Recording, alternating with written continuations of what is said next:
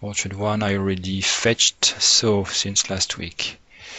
Merged, yes, since last week. Right after the meeting last week, I started the release process, which consists of merging all the branches where they have to be merged, like 110x into dev, and creating a branch called 110.2, which will be the source of truth for the release. There has been some updates in the meantime on 110x, and there will be one or two others, but I will merge, because they are safe, I will merge them, safe or required for 110.2, I will merge them back in 110.2. And starting the release process meant merging branches and also fixing the CI everywhere. So all the new branches and also the failing test and failing features. Which means I took every blocking feature and bug from 110.2 and try to fix it, or merge pull requests which are related to that. So like this one, very good catch actually. I looked for other instances of this issue. The issue is that here it's in a list. It's in a list controller. We were using the QueryHints.Empty.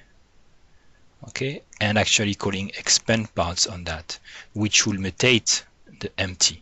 So if later on during the request you will use QueryHints.Empty, then it will have been mutated by this call already. So the idea in this case is to do new QueryHints.expand parts, and I checked and nowhere else I could find this occurrence. So that's good.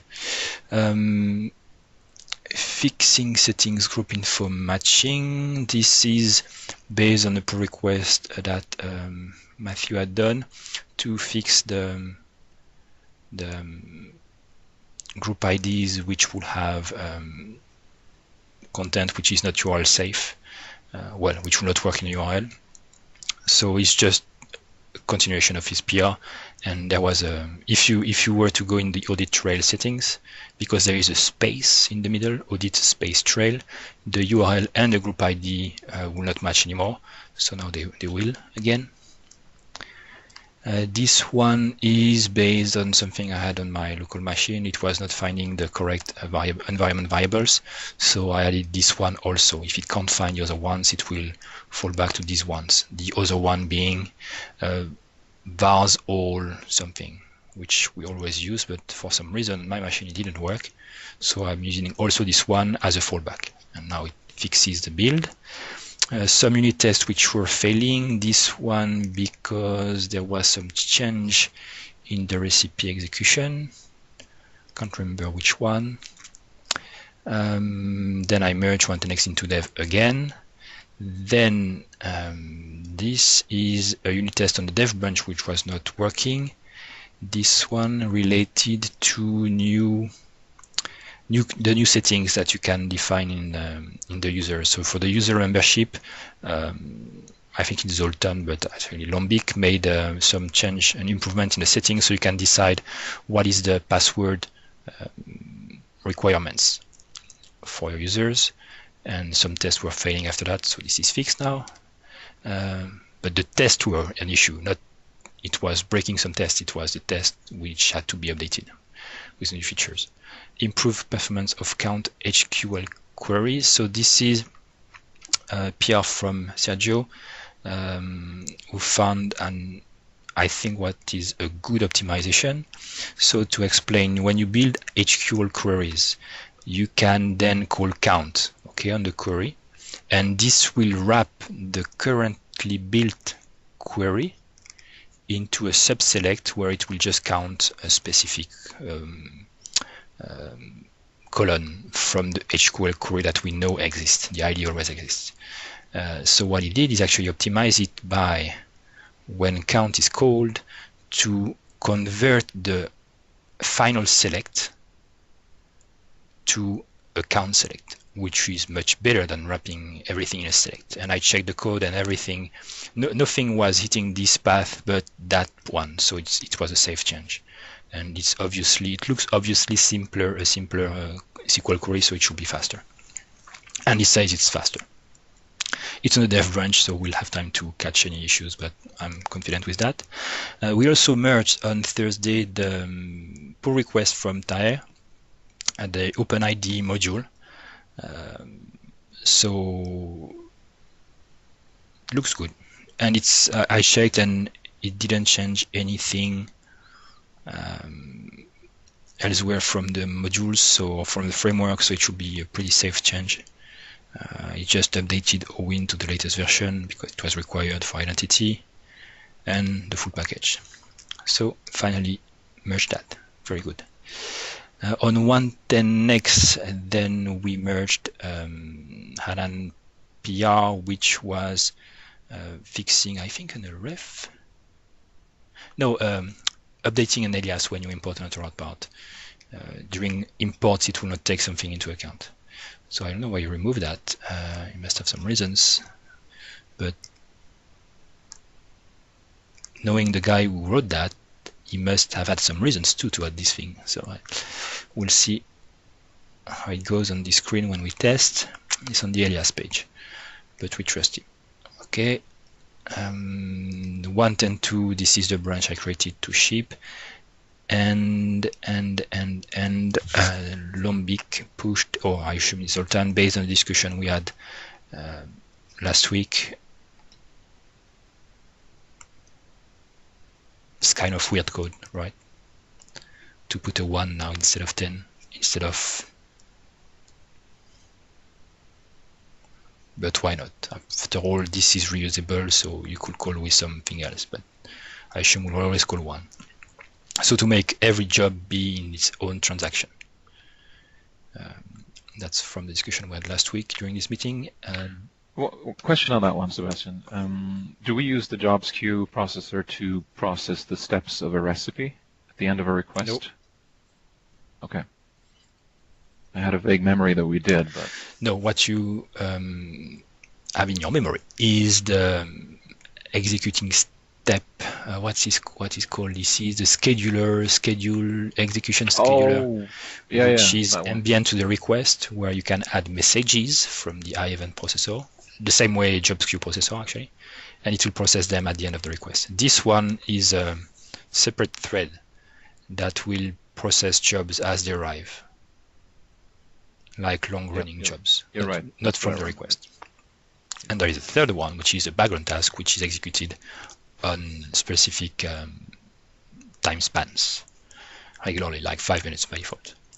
And in Orchard.2, I will probably merge these two by having a job processor, which will process jobs, and background task will just enlist jobs on a scheduled manner. This way, there is only one processor. So, but later, when it's just something I have in mind, but when we'll talk about it again, we'll see that. This is from Antoine updating the Ameretti theme because Sipke got an update with some RTL developments. So Antoine updated the theme with that. I don't know what's the status. Maybe we should have a demo if there is some good updates on that, or to see what's blocking now. So I know that one of the changes was RTL. Must be somewhere with RTL changes. An update I think that was the primary blocker for the immersion. Yes, correct. We'll do so if it's now done for RTL. We'll do some tests again, ask for people to test, and if it's good enough, then merge it in dev. So that's it for the changes. So the goal for this week is to pick up the latest changes for 1.10.2. There is one from Benedek, for instance, and ship 1.10.2. Okay, do some testing and ship it. So if you want to work with 1.10.2, feel free and please use it, just to ensure we are not missing any blocking bugs. So it's very stable. It should be ready for release, but we don't want to miss anything. That's it for Orchard 1. Questions?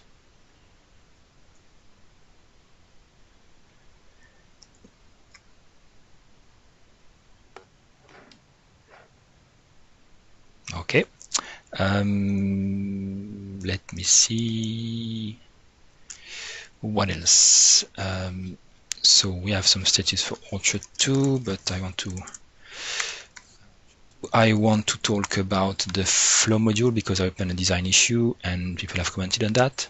Maybe you have read it, and I have a very small demo right now of what it would do like. Then I want to talk about, I had some topics, flow/widgets. Okay, that was the topic. This is not the good one, and this is it. Okay, so this is the Visual Studio. So let me open Chrome, GitHub, Orchard 2, and before some status update. Orchard 2, 7 days. Nick still working on the Glimpse integration, is waiting for me to add some things in Resource Manager and maybe a SQL. But this is not what he's working mostly on. He's still working on the mvcless branch, which is about extracting MVC from the module pipeline. So the modules don't have to be MVC modules. They can now be anything modules.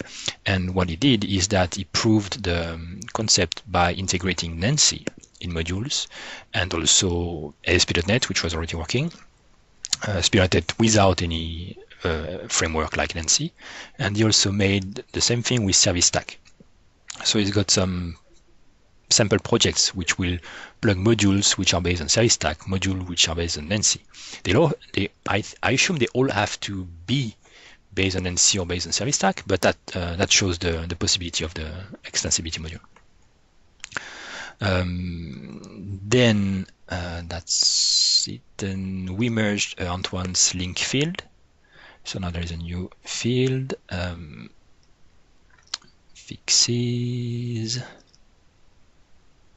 That's not just fixes. That's a big refactoring, but we talked about it. We didn't talk about it last week, or maybe yes, we talked about it, but it got merged in the meantime. Yes, the idea being, yes, we talked about it last week. The idea being to support parameters, so we can have custom screens for executing recipes. Let's see, predefined PathBase. This one is to be able to support IS video and tenant prefixes at the same time. It will be transparent for the user. This one is about fixing a bug in Bootstrap. This one is a merge of something I showed you last week, which is supporting the owner editor and CreatedUtc editor using a CommonPart.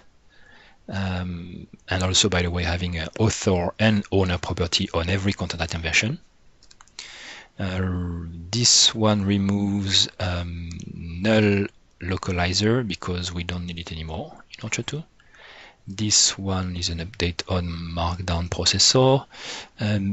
This is Antoine working on the managed theme screen. Okay, to set current themes for both the admin and the front end. This one fixes. Oh, new content type. Sorry, we created the page content type as part of the recipes. Okay, so the old page content type that everyone knows. This one is populating the summary admin metadata. This one I should show because it's very nice, and you will see some similarities from what we have done in Orchard 1 in the past weeks. So let's run it.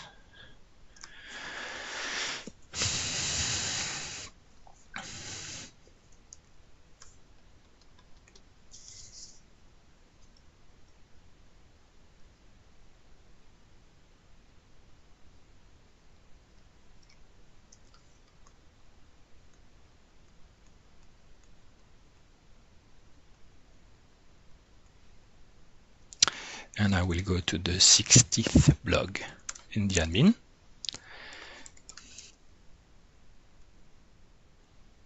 Okay, so the new thing is, let me remove the breakpoints if I haven't broken anything with user branch. The new thing is that, so this is a content management.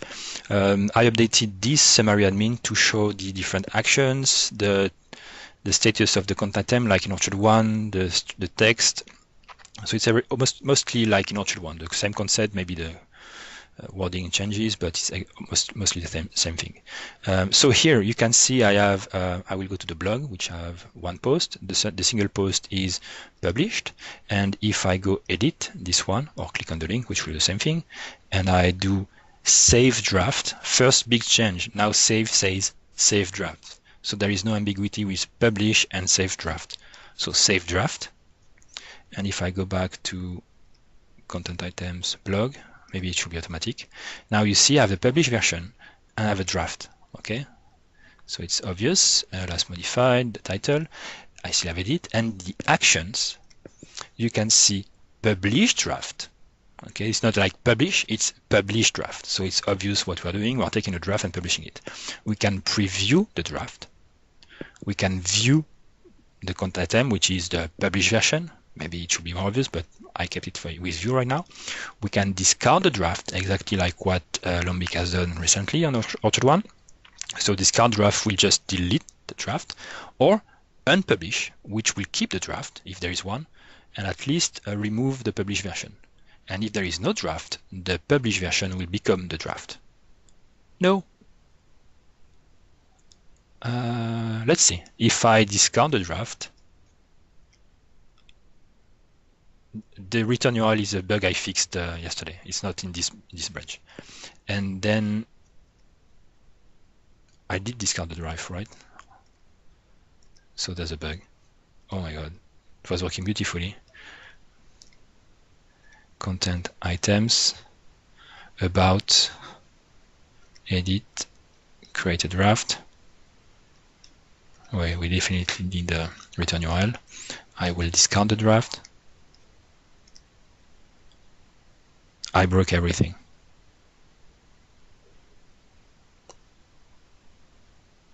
Okay, I broke everything. I don't know if it's my current branch which broke everything, but it was working beautifully. Even Antoine tested it.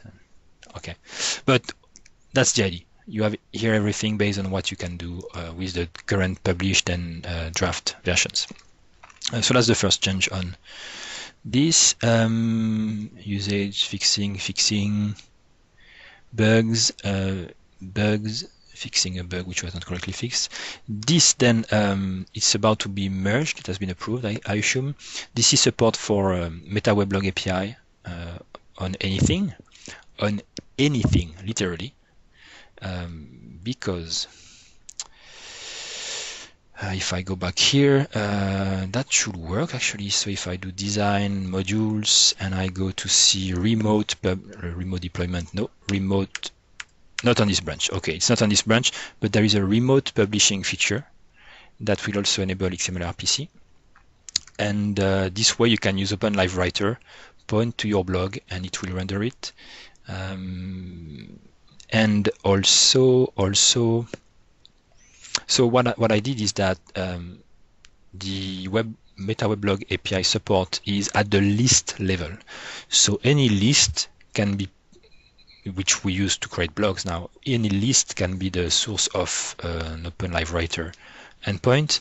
And because lists can contain anything, right now it will use your first type in the list of the content types the list can contain. So if you have a blog which contains blog post, it will create blog post. But if you have a list of quotes, then from OpenLiveWriter you will be able to create quotes. As long as they have a body, Markdown, or HTML, they will be able to be created.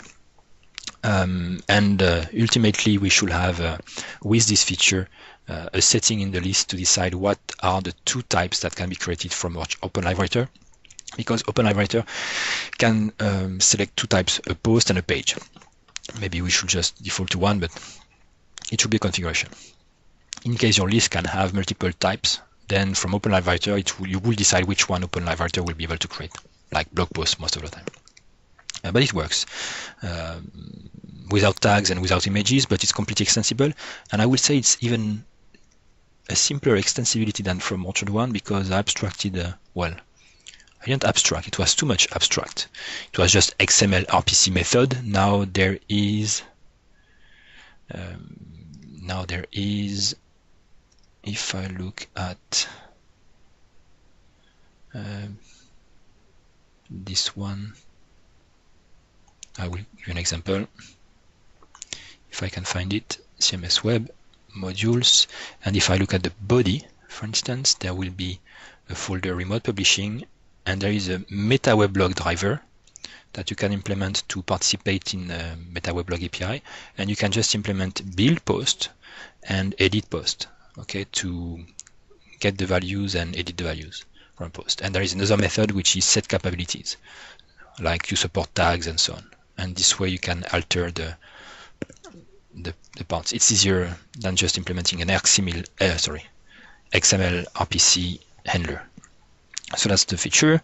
This one, just because Daniel asked for it, and also because it's useful, it's a new type of shape which is called a content item shape, which just renders a content item. But because it's a shape, we have access to the cache options on a content item now. And the example is, if I look at the diff, I don't have an example on this pull request, but I tried it. The idea being that when you let's write something. So from a view, you can say content item as a tag helper, and then you will say alias, and you can do, for instance, a slug about if you want to render the about page. Then you can say display type equals detail or summary or whatever, let's say summary, or whatever type you want.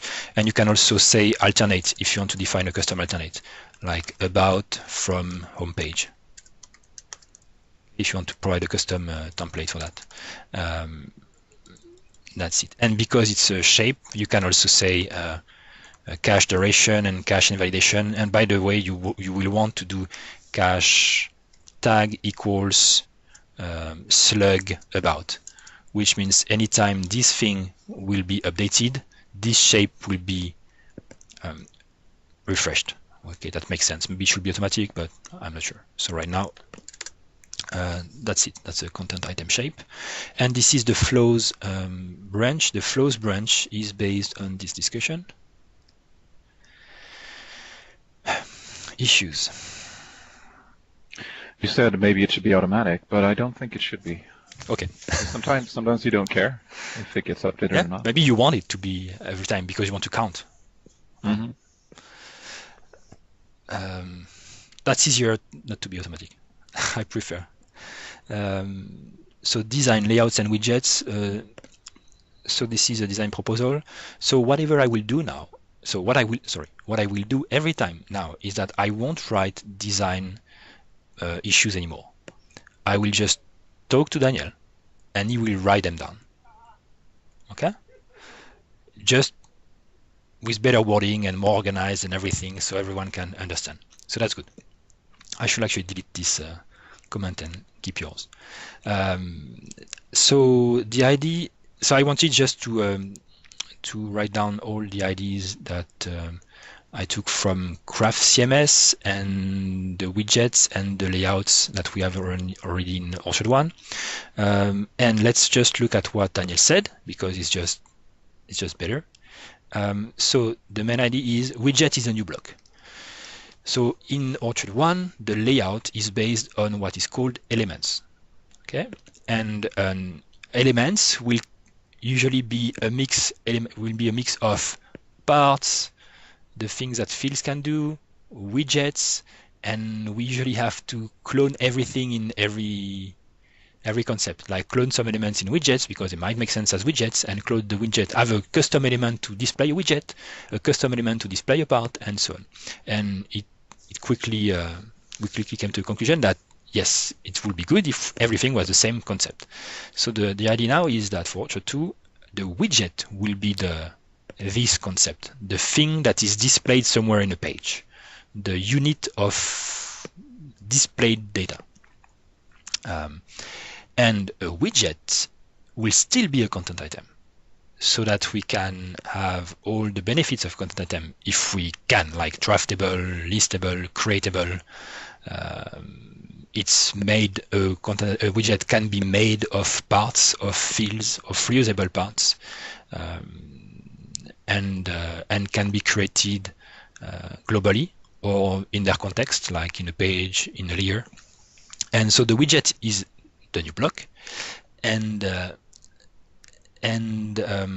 widgets module will be called layers, because the widget is not like a module anymore. Well, it will, but it's not the widgets module you enable to get layers. It's the layers module. Okay, the layers module is what is currently in Orchard 1 the widgets module. It's just that when you enable the layers module, you will be able to create layers and then select which widgets you want on these layers. The flows module will be what is called today the layouts module, but it won't be represented as a layout editor, but a list of widgets that you want to place with some placement information. Placement as in, oh, I want it on the right, I want it to take the full width of the screen, it has to float on the left, or it is in the middle, or it's taking 2 columns of my grid, things like this.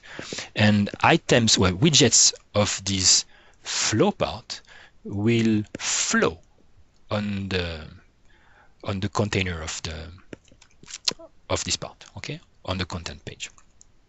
So that's the idea. And then widgets are a third module, because they have their own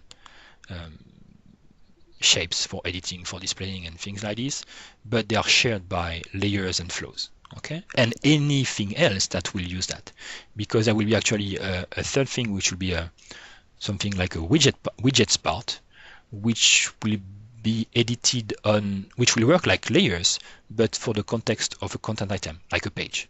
So on a page, you can have a widgets part, like what CPQ did also with widgets. So in Orchard 1. So on a page, you can decide which widgets you want in specific zones of your theme layout. Okay, and these widgets can be global ones if you want to reuse them and share them across layers, flows, and widget parts, or local ones, like the ones which are only lived with the content item that you are editing. So that's the idea. Oh, and because they are content items, if you use the content item shape, you can render a widget. Okay, an existing one, for instance, and anywhere in your theme. So typically, you will create a widget globally. You will give it a name, an alias. Okay, nice one, like my copyright. Let's say we create a widget based on an HTML widget that contains a copyright section, and you want to render that in your views. You will go to the layout and use the content item shape tag helper and say content item shape alias equals alias colon copyright, and it will render it where you want in the layout. And the user can edit the HTML where from the admin. And you won't be able to mess up with widgets. Well, you won't have to know about layers and zones and everything. You will just change the copyright. You, as the web designer, the web developer, you will inject it in the layout with the rule you want and from the template. That's the idea. So that's it. Also, what did I say? Yeah, just commented on this thing, which was I would like to be able to do that, and I say, okay, easy, and I did it. So that's the design purpose, and current status is, so I'm just trying to find the issues right now, and I'm up to rewriting everything if it's the wrong ID, and I want to talk about it. So the current state is that I created a flows module, which will create the flow part, a widgets module, which just contains the widgets list part, which is a container of widgets. So we'll be able to use it in flows and the widgets part. Because it's a custom stereotype, yes, it's very important. It's a custom stereotype, so you can create custom widget content types that will only be available where widgets make sense. And I will show you why. So there is a custom display, edit, and summary. So this is you saw part of it. So I created in the content type definition, I created 2 types of widgets. I created an image widget and a quote. Okay, like you want to render a quote somewhere in the zone or in your content. This one is just based on the body part. So if I did the type, I see this widget contains a body part. The image widget contains a URL field, just to show the concept. Okay, reusability. and they are widget stereotypes. They are also creatable, but they could be not creatable. They are creatable, so you can say new image widget or new quote as a content item. Okay, and this is what I did to test. So if you go to content items, you will see there is a quote here. It doesn't have any title, so it's using the type of the item. So there's a quote. And this quote this is a nice quote. So if I added an alias, I could render it directly from the layout, but I didn't. And if I go to content items to new, there is a flow page. The flow page was created by creating a custom type, adding the flow part. And if I create a new flow page, I did title, a permalink, and I have the flow part. And this flow part here just says right now add widget. And when it says add widget, this button will list all the widget content types, quote, image widget. So I want to add a quote. And here it's rendering the editor for the quote. And if I say add image widget, now I have an image widget. And I can say add again image widget because I want 2 image widgets, okay, and 1 body. So this is the thing I did since yesterday night. And ultimately you will be able to drag and drop these different widgets to reorganize them. There will be some Chrome around everyone, so you can see what they are. You can remove them, you can move them, you can edit the placement like float left, float right, full width, some things like this. What else? You will be able to insert widgets in the middle, and because we will have it will fail. I won't click on preview because it will fail. I broke the update right now. And with preview, you will be able to see dynamically what page you are building with these different blocks. Okay. Also, we might want to be able to decide what kind of widgets are available for each flow part, for each type. Maybe, but right now I don't care. How it works is it's a JavaScript a jQuery event. When you click the link, it's doing an Ajax query to a custom controller where I say please render the editor for this type of widget. It returns the editor as HTML. I already have a solution for the scripts which come with the editors, and it just renders it in place. So there is no front-end client-side framework like Angular. It's fully baked by server-side and some JavaScript or jQuery on the client. I'm not decided with that, but I just want to see how complex it is to implement. Right now it's very simple, but it's not done, so we might find issues. Questions, comments?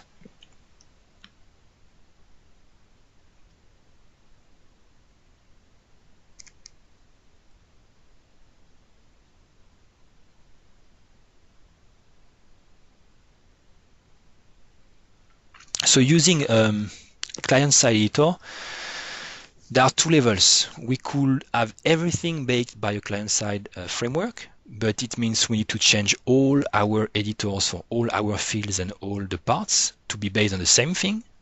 Okay. Or we can use a client-side framework just to do the Ajax queries, to render the editor like I do right now, and to bind them in a list. But I'm not sure there will be any benefit in doing so, because it's just a flat list of editors. We need to add in the middle, add at the end, at the beginning, remove things. So I don't see what a client-side framework will help for that, because it will still be jQuery draggable and reorder things. That's it. And then we still need to post the form. There is no specific serialization of JavaScript. We just post the form, and the flow part itself will re-update each of the elements with a custom updater call, which will fall back to the parts editor driver. So I'm not sure if we should have a client-side framework, but we can talk offline about it. If you have a strong opinion or feedback from previous modules you have done, like layouts, for instance, we can talk. I don't know all the issues. Some here have all the issues because they fixed it. That's it. If you have no other question, I will give back the hand to Chris. Chris? Oh. Some people here?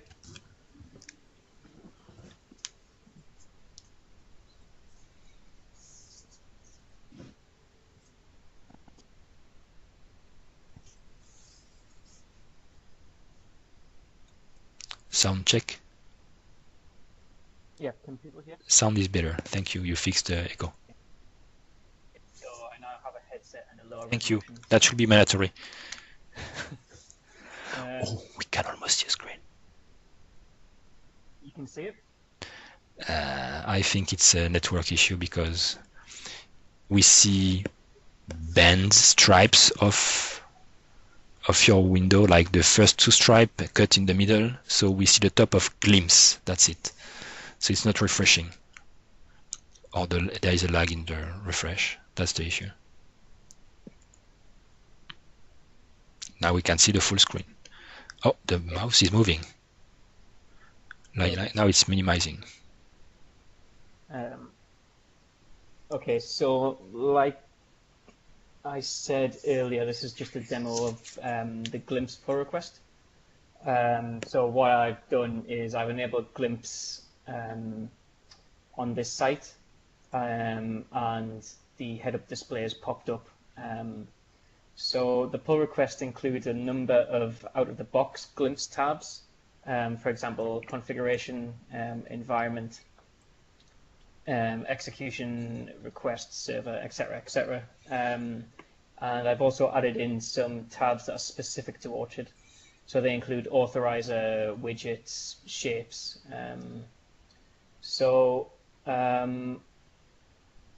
I'll probably just go through each tab one by one and just show how it's laid out, what it shows, and if anyone's got any feedback on if they feel something's missing, if something needs to be added or something should probably be removed, then just shout up.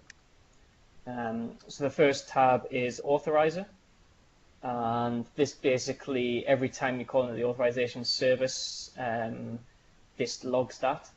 And so we can see the permission access front end has been called. If it's got an associated content item, it will log that as well. And it also logs the time taken to resolve that. So we can see it took half a millisecond to check if this user can access front end. So all the tabs will have a time associated with them, and then each one also has the total time at the bottom. So we can see during this request we've spent under a millisecond in the authorizer. The next tab is cache service, but this request has not made use of the cache service. If it did, you'd see anything that went through cache service, so that would be it would include the cache keys, any cache hits, any cache misses, and it would also include the object that was retrieved and also lists out the time taken to make that call. The next tab is Content Manager. Again, so this is just any time where iContent Manager get is called. So you can see we've got the site twice, we've accessed the layer, we've accessed the menu, we've accessed the page. And you get a little bit of information as well about what that is. So we can see the Welcome to Orchard page, which is this home page, obviously, is being called. We get a little bit of information if there's been version options applied. We see those listed here. And then we also get a duration again. The next tab is Layers. This lists all the layers that have been evaluated during this request. Any that are not active, so i.e. resolved to false, will be grayed out, and any that are active are in black.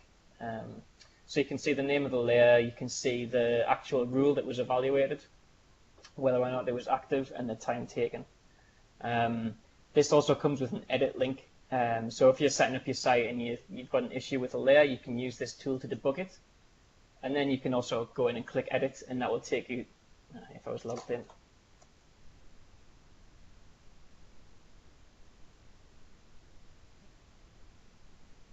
this will take me straight into edit the layer that I chose. And then when I press save, this will return me back to the original page I was on. The next tab is parts. This lists all the parts that were displayed during this request, along with the duration. And so we can see on this page, we've got two content items. We've got the page itself, And then we've got the menu widget. So the page itself includes all these parts. So you've got tags, layout, title, info set, and again a duration. And then the menu widget obviously has the menu widget part, info set part, CommonPart, and again a duration for each of those parts. The next one is shapes. So this is kind of like shape tracing light. There's no reason why we couldn't flesh it out to eventually replace shape tracing, but it doesn't include all the functionality yet. But what you can see in here is all the shapes that have been displayed, the placement source, the binding source. So this is the view file or the shape class itself that was actually rendered. And then you've also got a list of alternates that were available and available binding sources if there's more than one. Again, we've got the build display duration here, so this is the amount of time that we actually spend rendering the shape. And the next tab is widgets. So this page has a single widget on. It's the menu widget. We can see it's in the default layer. The layer rule is true. We can see what zone it's in, what position it's in, and if it's got a technical name. And again, we can also click to edit this widget. So that's taking me straight to the main menu widget to edit. And again, when I press save, it will take me back to the page I was on originally. So those are the Orchard specific tabs. There's also a bit of integration with the glimpse tabs that come out of the box. The first one of note is probably SQL. So we can actually see all the SQL queries that have been executed, and it will highlight any queries that can be optimized. So we can see that this query here has a warning beside it, and this data here is orange. And the reason for that is because it's noted an optimization that could be made. So actually, if we look at this query is exactly the same as this query, albeit with a different ContentItem ID. So the improvement there would be to change that to a where content ID in 1 or 9. We now have a 15 seconds delay between what you say and what we see. It started when you moved away from the widgets page. We can just now see the queries and the highlighted queries, but that's okay. Okay, I'll try and slow it down a bit. So yeah, so you can see that we've got this query here, which is a select. It's basically selecting a piece of content. And then we've got two further ones, these two orange ones you can see on the screen. So the only difference there is the ContentItem ID. So it's highlighted there potential optimizations that could be made to the SQL. Another tab that comes out the box with Glimpse is the trace tab. So anytime you call trace.write, it goes into here.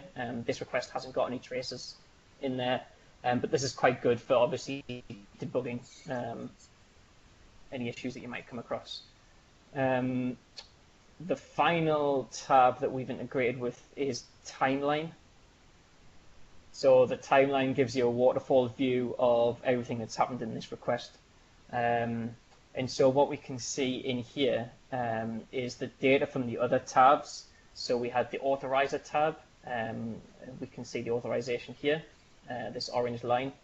So we can see we spent 52 milliseconds in authorization.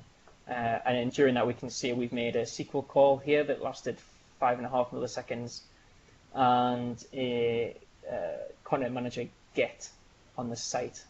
So you get quite a good waterfall view here. If we just go further down to where we're displaying widgets. So we've got build display menu widget, which is this light green color, and then obviously a widget's made up of multiple parts, and so we see each part underneath it, and then this part in particular goes off to the content manager, which executes a SQL query, and you get this kind of nice waterfall view what's going on in your request. Down at the bottom we've got the shape displaying, so we can see all the shapes that were rendered. We get a waterfall view. So we can see here a content zone's been rendered, and within that zone we have layout part, Within that, we have a layout route, and then within that, we have an element. So you can see how this all nests down into a waterfall. So that's about it for functionality-wise. I can skip through the code. I like this view. Actually, we should have only one view. This is the waterfall view here, the timeline. It's very cool. Nice, isn't it? And all those tabs are extendable, so you can actually you can create your own tab in your own module, and just put data into that waterfall quite easily. It's quite easy to extend Glimpse. It's quite a nice product. So this is the module I've created, so Orchard.Glimpse. It makes use of the iDecorator pull request that was merged a week and a half ago. And so what we have is a collection of alternate implementations. And each of these implementations kind of wrap a service in Orchard. So if we take a look at the authorizer decorator, so this is a decorator for iAuthorizer. And then what we do here is we inject in iGlimpse service. So iGlimpse service gives a handful of methods that you can basically use to instrument your code. And then all we're doing here is whenever we ask for authorize, so this authorize method that takes in a permission and returns true or false, whether or not the user is authorized. What we actually do is we pass down into the decorated service, which is injected in. So in this instance, this would be the default implementation of iAuthorizer. If you had a custom implementation of iAuthorizer, it would just inject that in as well. And then basically what we do is we create a message. So the way Glimpse works is you basically put a collection of messages into a message bus pipeline, and they all end up in the various tabs based on different properties that each message might have. So we have an authorizer message. We put a little bit of data in there. So we give it the permission, we give it the result, the duration, give it a timeline category, which gives it its color and its textual description within the timeline. And that's it. And so later on in the request, we have a collection of tabs. So each tab is made up of pretty much 3 components. The first is the tab itself. So this gives it various properties, namely the name of the tab. And then we're also telling Glimpse to listen out for the authorizer message that our decorator creates. The authorizer message itself is nothing more than a POCO. So we've just got a series of gets and sets on there. And then the message converter massages the authorizer message into that tabular view. Basically, all we're saying here is for each message received, create a row and add these columns which contain each value. So we have a series of 7 tabs, and basically all those 7 tabs pretty much repeat this pattern that we saw with authorizer. The SQL tab is slightly different, and the reason for that is because it hooks into Glimpse's default ADO tab. So you can see there's no SQL folder in tabs. That's because that comes from a NuGet package that Glimpse provide. And all I've done is just hooked up the Glimpse ADO classes into Orchard. So I've took advantage of iSession configuration events and basically hooked into the finish and just set the property of the connection provider to be the Glimpse implementation. So that's about it. It's a bit of a cool. That's great tour. But that's if anyone's cool. got any questions, now's the time to ask, I think. So if we didn't have, sorry, Daniel, if we didn't have decorators, we could still inject the iGlimpse whatever and have each feature add diagnostics there. Yeah, you can use iGlimp service just like any other iDependency. You can inject that in anywhere and just instrument your code. There are a couple of items here that aren't decorators, and the reason for that is because I needed more data than was available at the decorator level. And so if we have a look at the layer evaluation one. So you replace them. Okay, you replace them. And Yeah. Okay. You copy paste the implementation. Okay. Yeah, this one just suppresses the dependency. So if we were to refactor this slightly, you could use iDecorator, but the problem with iDecorator here is there's no data to collect because the method accepts no arguments, and then you only just get a collection of ints back. And so you don't have items such as the layer name, the layer rule. You can't calculate the edit URL.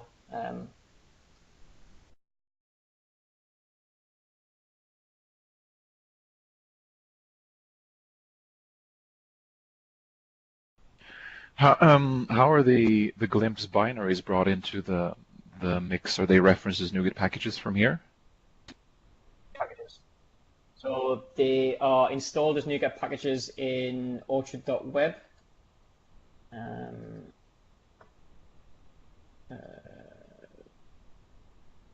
There we go. So we've got the AspNet core and MVC5. And we also have them as NuGet packages in Orchard.Glimpse with the addition of the ADO package in Orchard.Glimpse. So why do they need to be in both? Because you need them in Orchard.Glimpse, obviously, to get the references. So, for example, the tab class that I showed before, you need that namespace in there to be able to reference that. And they need to be in Orchard.Web because of the way that Glimpse initializes itself and hooks itself into the request. If you just put them in the bin of the folder, Glimpse won't hook into the request if they're in the dependencies folder. And so they have to be a reference of Orchard.Web. Okay, gotcha. So if we run the site in this state where they're referenced by Orchard Web, but we don't enable the glimpse feature, will they still sort of incur any overhead because they're hooked into the request? That depends on your configuration. So there is a new section in the web config that contains a glimpse section. There's various different kind of execution levels of glimpse. So you can turn it on to just collect data and then not have that data visible to certain users. And then you can turn it on to collect data and also have it visible. But you have complete control over what happens. So if you just wanted to turn it off full stop, you can just turn that to off. And then that won't instrument anything. The code will obviously still go through the glimpse instrumentation, but the glimpse instrumentation will just pass through. So that's true for the MVC stuff that Glimpse provides out the box. With the Orchard stuff, it's all contained in features. So you can enable and disable the content manager feature, and that just means that the content manager won't get instrumented if you have that disabled. And how does this relate to the level of a tenant? Because it seems to me that it's sort of integrated into Orchard both on the host level and as a feature on the tenant level. Yeah, so these features here, the Orchard features, they are on the tenant level. So you can enable Orchard.Glimpse.Content Manager for one tenant and have it disabled for the other. With regards to this runtime policy, that is not tenant specific. That will affect all tenants on the site.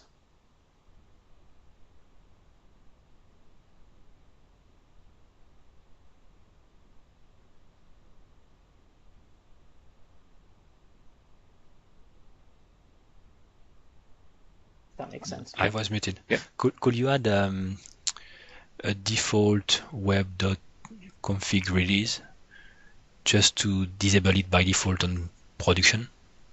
Yeah, sure. If people want to turn it on, fine, but it should be off by default on a release. Yeah. You can also add your own what Glimpse calls runtime policies.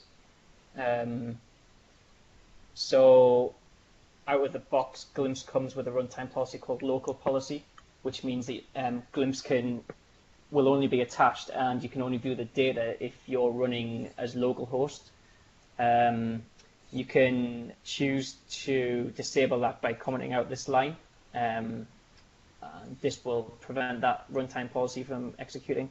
I also provided a runtime policy with the module.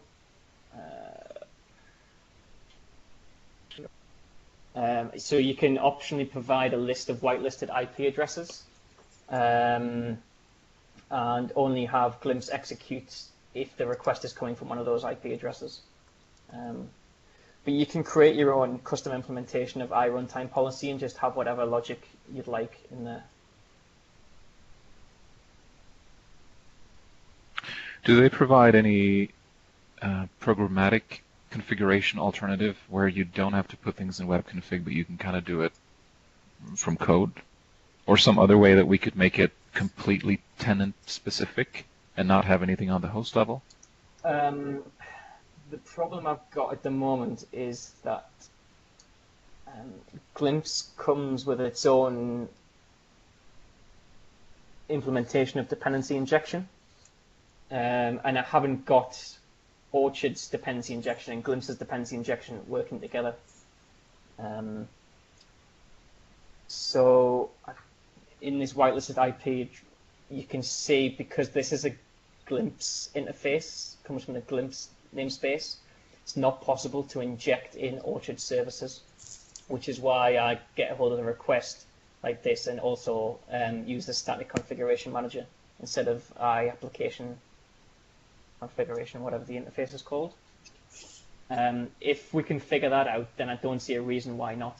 But at the moment, that's the sticking point. Okay, makes sense. Cool. Thank you, Chris. So please, only update off by default. Yeah. At least there was one thing that I've got a merge conflict with dev, and I tried to resolve the conflict, but I don't think the dev branch runs. I was getting this yellow screen when I tried to run the dev branch. And I had a look, and there's some NuGet packages that need to be consolidated. Just putting that out there. Maybe the PR from there might be a conflict. It's just because even without your merge, it's showing that? Yeah, just okay, I'll check. Plain dev, yeah. Okay, cool. Thank you. Cheers. Any other questions? Comments? Then we'll see you on Thursday for some of you and next Tuesday for the others.